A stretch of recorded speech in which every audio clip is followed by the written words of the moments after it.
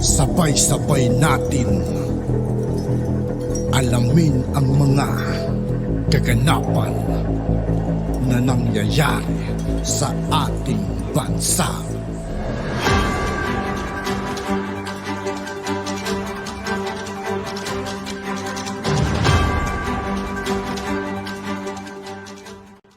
Yo, what's up mga kaibigan? This is I2K po again. Ngayon nandito naman ulit tayo sa channel ni Pinas Trending Now TV. Dito naman ulit tayo magbibigay ng komento at reaction, kaya samahan niyo ko guys.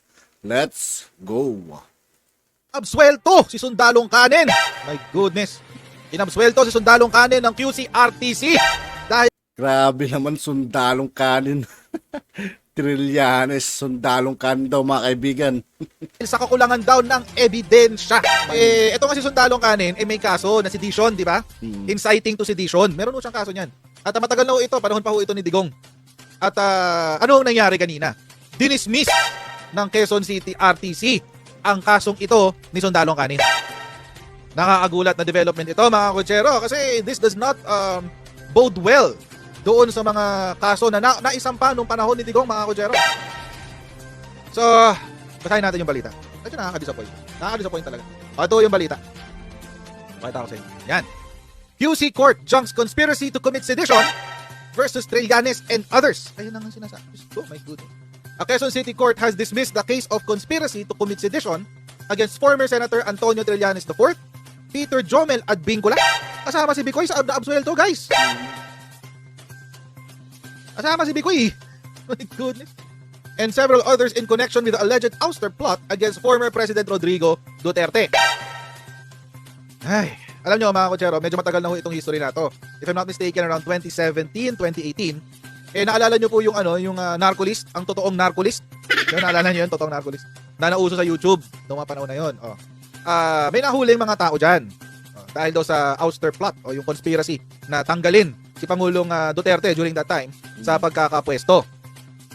At ayun na nga, ganun nga ang naganap. So nahuli itong mga to na sumuko ba if I'm not mistaken, sumuko si Jomel at Vincula.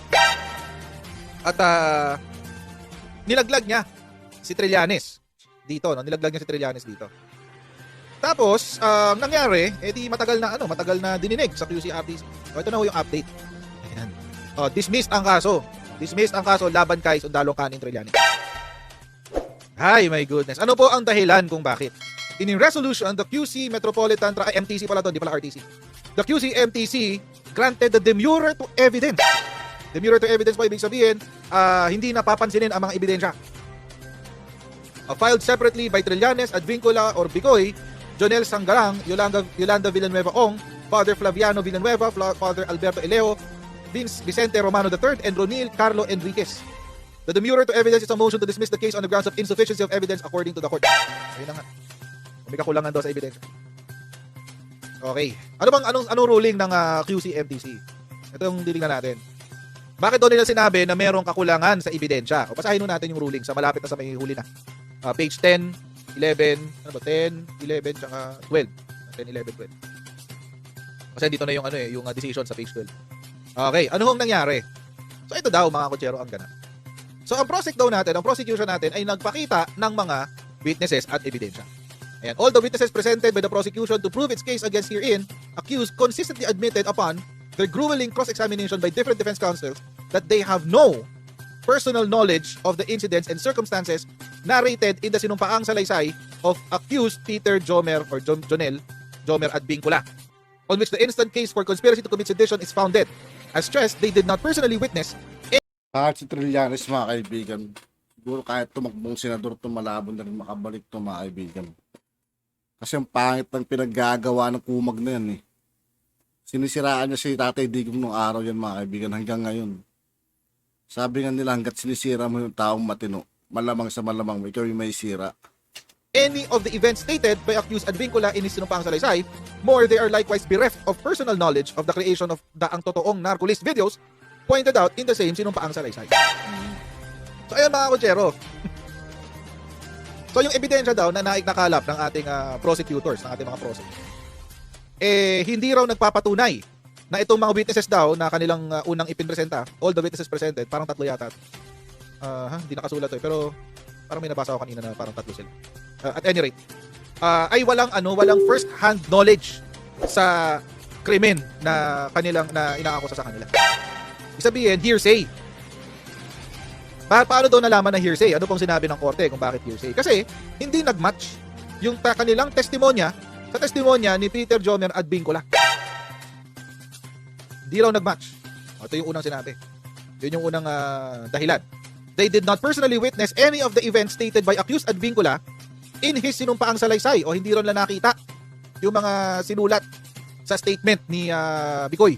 Pangalawa, wala rin daw silang personal knowledge doon sa pagkakagawa ng ang totoong narcolist na siyang isinulat din ni Bicoy sa kanyang sinumpaang salaysay. Ayan, tatlong witness. Strikingly, the participation of the three prosecution witnesses in this case is merely limited to the supervision over or the conduct of investigation on matters reported by accused Advincula. So ngayon, dahil ito ay limitado yung kanilang participation dito sa investigation, they came into the picture only after accused Advincula had already presented himself to the PNP in order to report the incidents narrated in his sinumpang salaysay. Short to say, these witnesses have no direct personal participation in the subject incidents cited in the sinumpaang salaysay. Ibig sabihin, mga kutsero, ito pong tatlong witness ng ating prosecution, ng mga naghabla laban kay Trillanes at sa iba pa.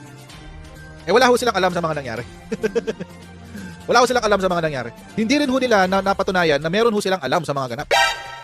Hindi rin ho nila napatunayan yan. At yun pa nga. Kasi mga kutsero, importante po kasi dito pag witness ka, ikaw yung first hand witness. Nakita mo talaga. Nakita mo na kung pwede mo hawakan, nahawakan mo, etc. etc. So, dito, hindi nangyari yun. Yung kanilang alam, yung kanilang pagkakaalam lang doon sa mga ganap ay halaw o nakuha lamang sa mga sinabi sa sinumpaang salaysay ni Bicoy. Kaya yun. Yan, no? They do not have personal knowledge of the veracity and authenticity of the contents of accused Advincula's sinumpaang salaysay. Alam niyo mga kutsero, kung halimbawa yung witness, no, isa sa tatlong witness ang sinabi niya, oo, nakita ko habang nire-record yung video na yan, yung totoong narcolist, nakita ko yan. Ayun, pwede yun.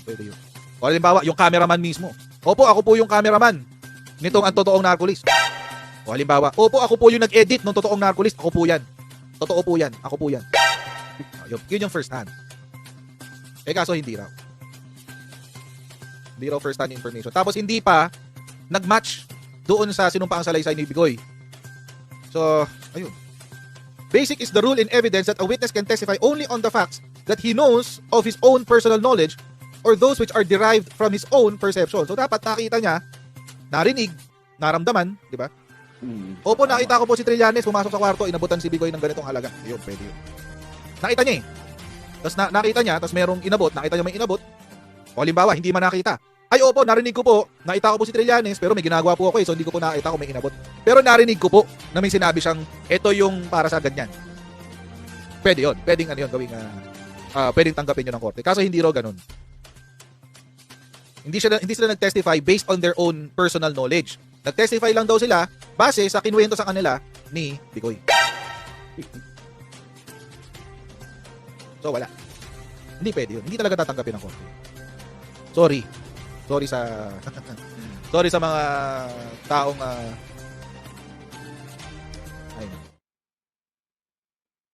Wala na.